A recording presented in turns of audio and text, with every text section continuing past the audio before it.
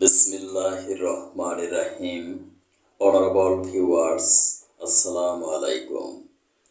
বিশ্বের যে প্রান্ত থেকে আমার আজকের সংবাদ শিরোনাম অনুষ্ঠানটি দেখছেন, ডিজিটাল বায়োকেমিক মেডিকেল সায়েন্স হসপিটালের পক্ষ থেকে ডক্টরস টক টিভি 100K চ্যানেলের সকল দর্শক শ্রোতাদেরকে জানাচ্ছি আন্তরিক অভিনন্দন। আজকের সংবাদ শিরোনাম পাঠ করছি আমি ডাক্তার কাজী দিলওয়ার হুসাইন।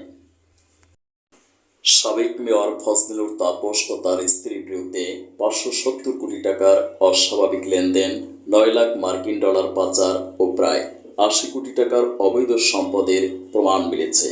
দুদক বলেছে, তাপস সহ পলাতকদের ফিরিয়ে আনতে আইনি পদক্ষেপ নেওয়া হবে। একটি